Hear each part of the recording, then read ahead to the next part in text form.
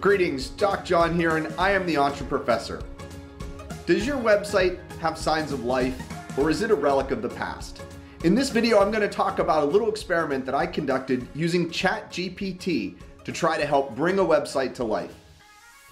For this website, there was a blog. However, the last time I had posted on the blog was January of 2022. So it had been more than a year since there had been a new post on the blog. Of course, the reason for this is the business and the website is doing really well. And so as a result, the team hasn't had a lot of time to write a blog or create content.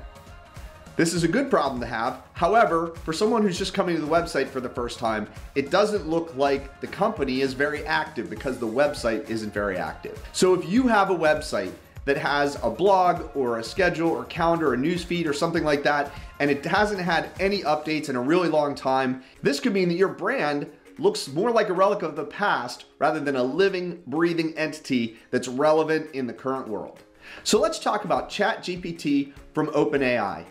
This has received a lot of buzz in the last weeks and months as it's become more mainstream to consider ways to use AI writing tools to create content. For a website that doesn't have any activity, even a very simple blog can give it that life and show that there's activity happening along the way. And so that was the basis for this experiment. Can we create content that's relevant to the brand, that's consistent with the brand, and also shows life to the website, that gives it this consistent content that shows that it's active? First of all, I should point out, this is not the kind of blog that would be used to demonstrate thought leadership or to really create a splash in the world to draw new customers in. There's a place for that. That's very important and certainly still needed.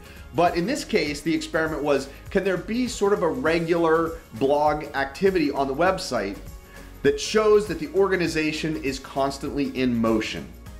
So that's what this was intended to do, was to test out. Can we, in a very short period of time with very limited resources, create a series of posts for the blog on the website that can then regularly be displayed? So I selected ChatGPT and DALL-E, both tools from OpenAI, to create the content and the image for the blog. So here are the process steps. Number one, I created a list of possible topics for blogs. Things that would be useful and interesting or otherwise have value to those that might visit the website. At the same time, not necessarily cutting edge or thought leadership, but just useful information.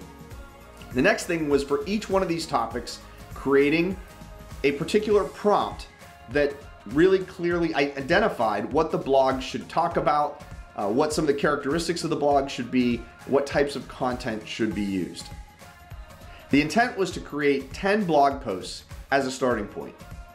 Next, each one of these prompts was placed into ChatGPT to generate a draft of the blog. Oftentimes it was regenerated several times until the content looked like it would be useful and valuable for the readers. From there, the next step was to take the output and run it through Grammarly, another AI, but just to make sure that there weren't any obvious glaring grammar problems or errors that could be detected before a human had to read it. Next, a human editor went through and read the blog carefully. This is someone who understood the content that was being created, but also had a good eye for communication, looking for edits that needed to be made. So this is the human monitoring check.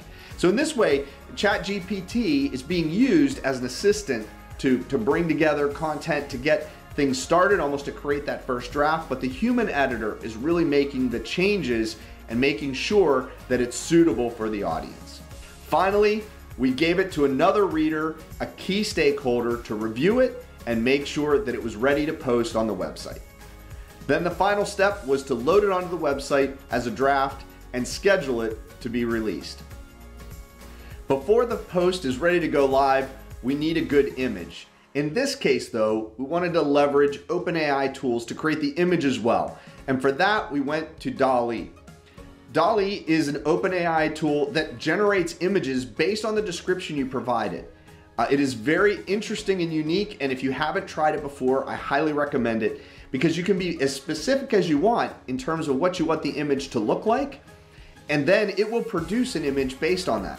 It could be something where you say you want it to be a photograph, You can say you want it to be a chalk sketch, a painting, a pastel, a cartoon. The AI generator is actually very good at creating images, and it will match your description. It is a little bit tricky to get the description right, and the more specific you can be, the more likely you're going to get the image that you're looking for.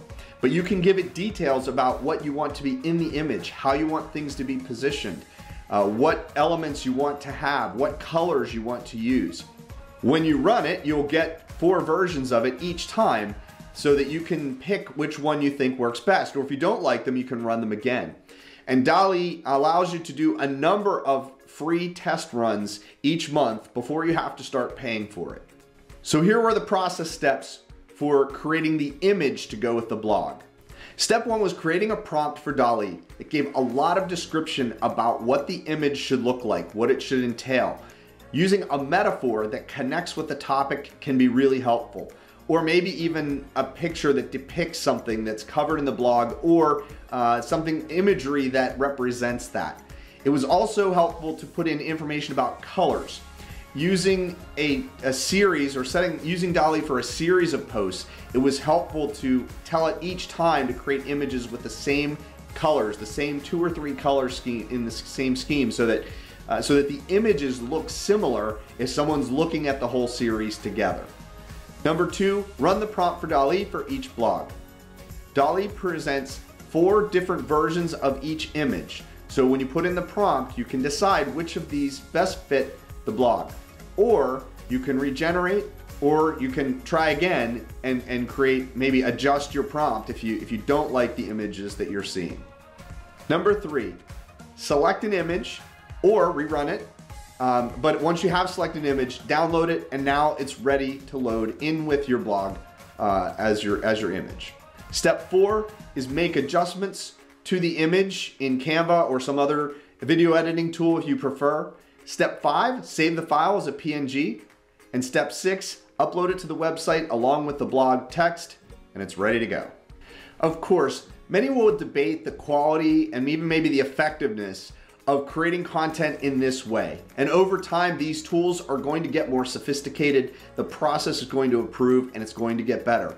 However, for the moment, as an entrepreneur, this is a great set of tools to allow you to help your website to look alive, because you can start to create regular, consistent content even when you don't have a lot of time or resources to do it. If this video was useful, please give me a quick thumbs up, and leave comments below if this gives you ideas for what you might do with your business to help your website and other parts of your communications look alive. Keep going.